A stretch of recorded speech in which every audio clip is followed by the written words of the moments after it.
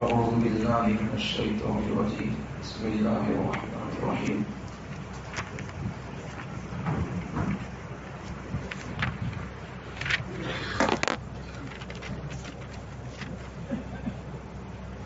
قل للذين كفروا ستغلبون وتحشرون إلى جهنم وبئس المهاد قد كان لكم آية في فئتين التقتا فئة تقاتل في سبيل الله وأخرى كافرة يرونهم مثليهم رأي العين والله يؤيد بنصره من يشاء إن في ذلك لعبرة لأولي الأبصار.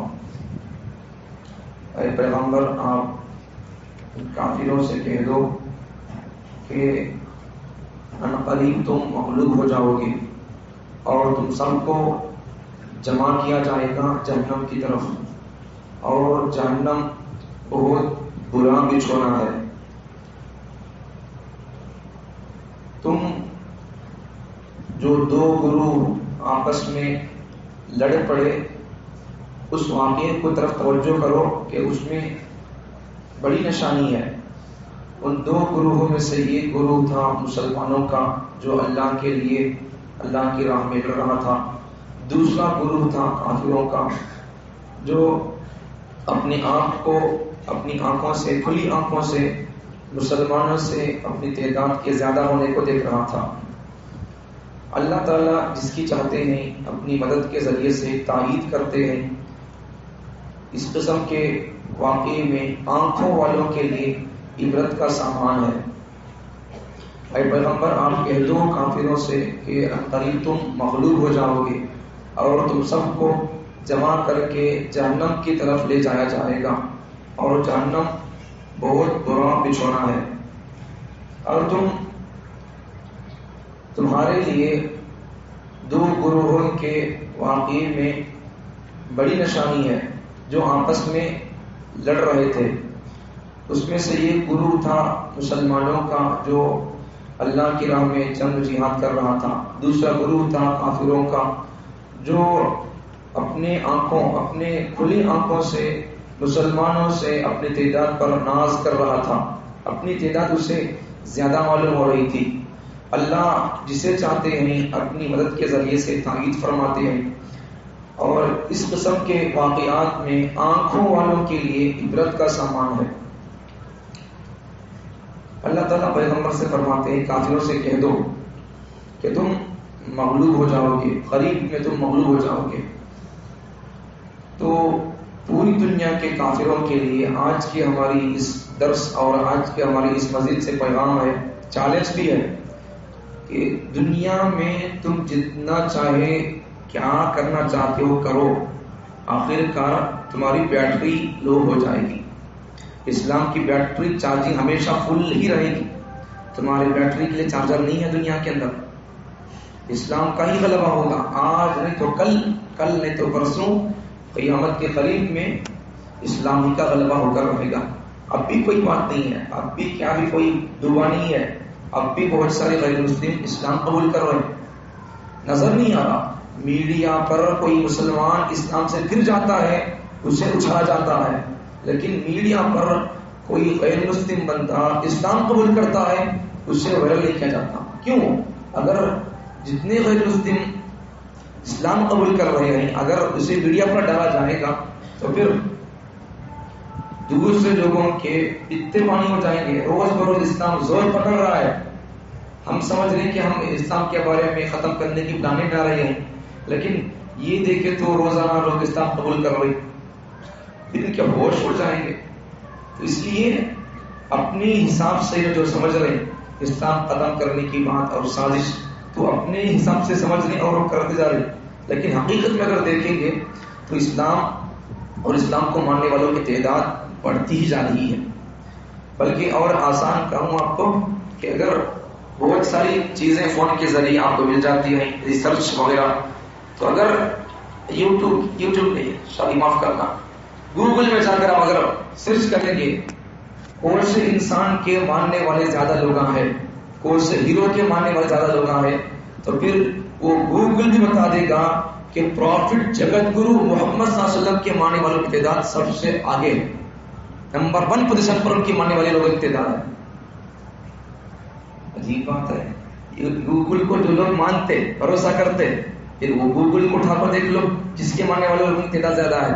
کم از کم اسی تو سبق سیکھو جسے تم اپنا استاذ مانتے ہو یوٹیوب اور گوگل کو, اس سے کم دیکھ کے پوچھ لو دنیا میں کس کی تعداد زیادہ ہے, کس کے گھروں کے اندر زیادہ بچے پیدا ہوتے, یہ تو دیکھ لو ذرا. دنیا کے اندر حکومتوں کے ذریعے سے ہم تو ہمارے دور کے خاندان جتنے چاہے بنا دیں. تمہیں کھاتے خالی بھاجی صاحب, ہمیں کھاتے گوشت, اور جو اڈلی وڑا بھاجی کاٹی کا پتا اور کانکی کا پتا کھاتے ان سے بچے نہیں ہوتے. جو گوشت کھاتی ہے وہ یہی قوم ہے, اور یہ قوم اپنے گھروں کے اندر بچے بھی زیادہ پیدا کرتی ہے. دیکھو پھر ریسرچ کر کے دیکھو اور آ کر انکوائری کر کے دیکھو کس کے بچے زیادہ ہے, کن کی تعداد زیادہ ہے, اور کس کو ماننے والوں کی تعداد زیادہ ہے, اور کون سے دھرم کو فالو کرنے والے لوگوں کی تعداد زیادہ ہے, اور دنیا میں کون سا ایسا مذہب ہے جس کو قبول کرنے کے لیے کوئی لالچ, پیسہ, دھن دولت اور دبئی کا ویزا, یا پھر اس کے لیے اپنے دھرم کو چھوڑ کر دوسرا دھرم قبول کرنے پر 2.5 لاکھ 2 لاکھ 5 لاکھ کا یہ آفر کون سے دھرم پر دیا جا رہا ہے, کون سے دھرم پر دیا جا رہا ہے, اور کون سا دھرم ایسا ہے جو اپنے دھرم میں آنے کے لیے کسی کو کوئی زبردستی نہیں کرتا, اور اپنے دھرم کا نعرہ لگانے میں زبردستی نہیں کرتا, اور اسی طرح سے کسی کو اپنے دھرم میں آنے کے لیے آفر بھی نہیں دیتا. قبول کرتا ہے قبول کر, کیا بھی تجھے نہیں دیں گے, تیرے دل سے قبول کرنا چاہے تو قبول کر, نہیں تو کوئی بات نہیں ہے. یہ کیا بات ہے, قبول کر تو دینا پیسے, کئی کو دینا پیسے. کیا کام کر رہا ہے یہاں پہ آ کے, تو کیا نوکری ہے اسلام بولے تو نوکری نہیں ہے. تو جو لوگ اپنے اگر مسلمان بندہ اسلام چھوڑ کے دوسرے مذہب میں چلے جاتا ہے تو ان کے لیے آفر دیے جاتے, دبئی کا ویزا لگتا ہے, اس کے لیے ہنی مون کے لیے انتظامات کرتے ہیں, اسے مہینہ وظیفہ دیا جاتا ہے. کیوں؟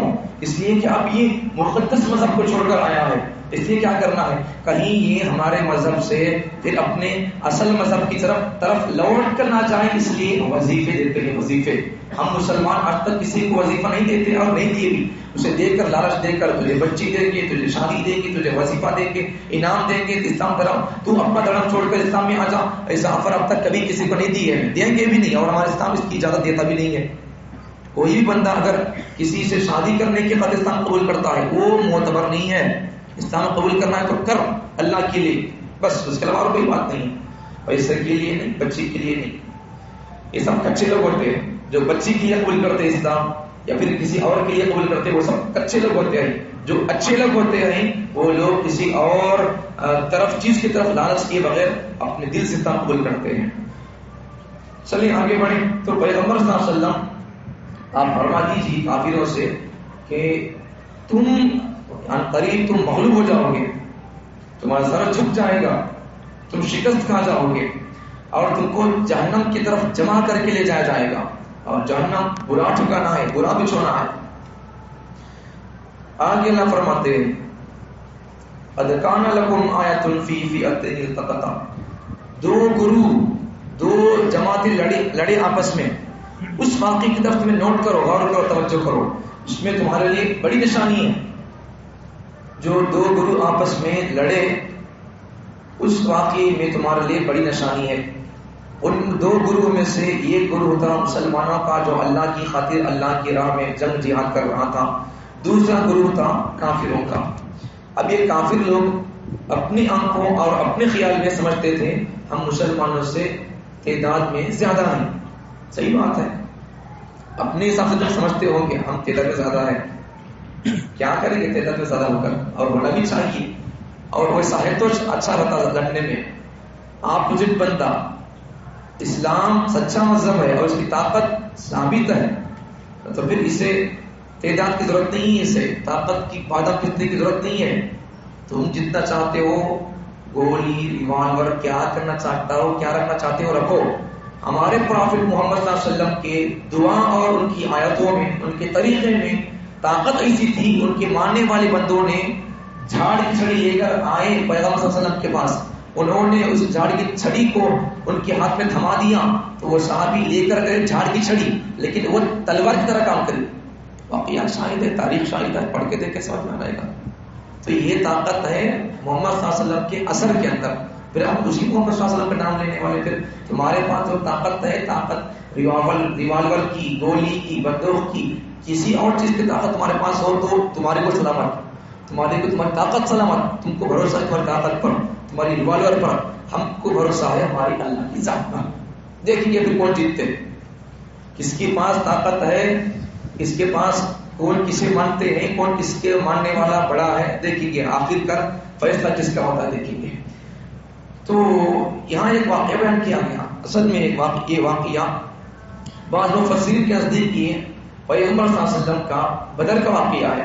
بدر کے موقع پر مسلمانوں کی تعداد کم تھی، کفار کی تعداد زیادہ تھی. مسلمانوں کی تعداد تھی 313، کفار کی تعداد تھی 1000. اور کفار اپنے پورے اسلحے کے ساتھ تیار ہو کر آئے تھے. جنگ کے اندر جو جو چیزیں پہنتے لے کر آتے سب لے کر آئے تھے. مسلمانوں کے پاس اتنا ان کے پاس فراوانی نہیں تھی. اس کے بعد پھر بھی کیا ہوا، آخر کار مسلمانوں ہی کو فتح ہوئی. تو ہوا کیا، مکے کے کچھ مشرکین قتل کیے گئے اور کچھ مشرکین کو قید کیا گیا. اسی طرح مدینے کے کچھ یہودیوں کو قتل کیا گیا اور کچھ یہودیوں کو قید کیا گیا. اور اس کے بعد پھر ان کو یہودیوں کو، مدینے کے کچھ یہودیوں کو ٹیکس جزیہ دینے پر مجبور کیا گیا اور ان کو مدینہ چھوڑ کر جانے پر مجبور کیا گیا، جلا وطن کیا گیا ان کو. اس کے بعد پھر ہوا کیا، اس کے بعد مسلمانوں کے مقابلے میں مسلمانوں کے مقابلے میں کافروں کے مغلوب ہونے کی اللہ نے ایک مثال بیان کی ہے. جنگ بدر کا یہی واقعہ. تو کافر کیا سمجھتے تھے، ہمیں تو زیادہ ہے، 1000 آدمی آئے، ہمیں انہوں 313 کو ہمیں بائیں ہاتھ سے جو میں بدر کو ڈالنے کی سمجھ لی ہوگا. اللہ کا سمجھتے تمہیں سمجھے سمجھتے ہو جاتا کیا. ہر ایک آدمی سمجھتا آسمان کو بدر کو جو میں ڈالے تھے بول کر روٹی کے سر کا ڈال لے بولو. پھر ایسے ہی ہوتی ہے کفار کی دماغ اور ان کی سوچ مٹا کی ایسی ہوتی ہے. کہتے ہیں مسلمان یہ فائل کر دو مر جاتے بول کر. ہر ایک آدمی مرتا نہیں ویسا ہی، بعض رہتے مرنے والے کچے مسلمان، مر جائیں گے ڈر جائیں گے یا پھر بھاگ کر چلے جائیں گے. لیکن جن کا ایمان پاورفل ہوتا ہے، جن کی ایمان کی بیٹری کا چارجنگ فل ہوتا ہے، 100 بھی پار کر کے ہوتا ہے، تو پھر وہ لوگ ڈرتے نہیں، آ رہے بول کر دیکھ لیں گے، سیدھے تھام کے آئیں گے. ان کی وہ ہمت سے تمہاری ٹپاکی کی بندوں کی گولی تمہارے کو پھر ریورس واپس لگے گی. یہ ہے ہماری ایمان کی طاقت. تو کیا مقابلہ کرو گے ہماری ایمان کا، سمجھ میں آئی بات. تو کفار کیا سمجھتے تھے، ہمیں 1000 آدمی آئے مسلمانوں کو مار سکتے بول کر سمجھتے تھے اپنی نگاہ میں، اپنے خیال میں. آخر کار ہوا کیا، انہوں زیادہ رہ کر بھی، 1000 آدمی رہ کر بھی مسلمان ایک مٹھی جماعت 313 رہ کر بھی آخر کار مسلمانوں کو چلنا جیت دیا. آخر کار انہوں ہار گئے. تو ایسا ہی اللہ تعالیٰ نے کیا کر دیا ہے، اللہ تعالیٰ کم تعداد والے مسلمانوں کو ہی اللہ تعالیٰ فتح عطا فرمایا اور زیادہ تعداد والے کافروں کو اللہ تعالیٰ شکست کا ان کو اللہ تعالیٰ سامنا کرنا پڑا، وہ لوگ ہار گئے. تو اللہ تعالیٰ جس کی چاہتے ہیں اپنی مدد کے ذریعے سے اللہ ان کی تائید فرماتے ہیں. جب اللہ کی تائید حاصل ہو جاتی ہے تو پھر اللہ کی مدد شامل ہو جاتی ہے، تو پھر بندے ذرے رہتے ایک دو رہتے ان کافروں پر غلبہ پا کر جائیں گے. تو آنکھوں والوں کے لیے یہاں اس واقعے کے اندر عبرت کا سامان ہے. تو اس لیے ہمارے لیے بھی سامان کیا ہے عبرت کا، اور دوسروں کے لیے کافروں کے لیے عبرت کا سبب اور سامان کیا ہے ہمارے لیے، کہ اگر ہمیں تعداد میں کم ہو تب بھی ہم کو ڈرنے کی ضرورت نہیں ہے، یا پھر تعداد میں بڑھ جائیں ہمیں پھر بھی ہم کو ناز کرنا نہیں ہے.